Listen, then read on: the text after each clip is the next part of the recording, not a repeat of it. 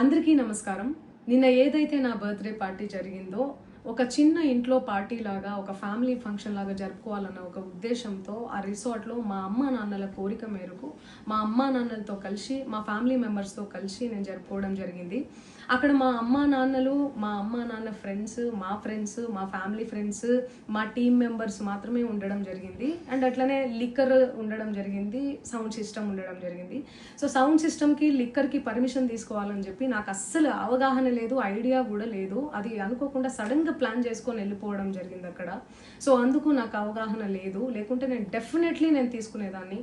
నాకు అసలు గైడెన్సీయే లేదు. ఎవరైనా గైడ్ చేసినా కూడా నేను పర్మిషన్ తీసుకునేదాన్ని, లేకపోతే నేను ఎందుకు ఇలా తెలిసి చెయ్యను కదా. సో ఇదంతా ఇలా తెలిసి అయితే నేను తప్పు చేయలేదు, తెలియకుండా ఇది జరిగిపోయింది.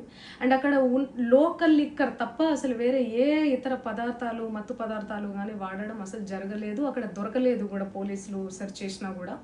అండ్ అక్కడ ఎవరికైతే పాజిటివ్ వచ్చింది అని చెప్పి పోలీసులు చెప్తున్నారో ఆయన ఎక్కడో ఒక చోట తీసుకున్నాడు, ఎప్పుడో తీసుకున్నాడు అని చెప్పి తేలిందని చెప్పి పోలీసులే చెప్పారు. అండ్ అది ఇన్వెస్టిగేషన్ కూడా జరుగుతుంది. మేము కూడా పోలీసులకు కోఆపరేట్ చేస్తున్నాము.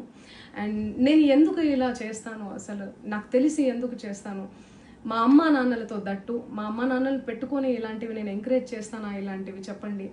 అండ్ ఒక రోల్ మోడల్గా, ఒక ఇన్స్పిరేషనల్గా ఉండాలని అనుకుంటాను, కానీ నేను ఇలా ఎందుకు చేస్తాను. సో ప్లీజ్ దయచేసి మీడియా మిత్రులకు నా విన్నపం ఏంటంటే, ఆధారాలు లేని అభియోగాలు నా మీద అస్సలు మోపద్దు ప్లీజ్.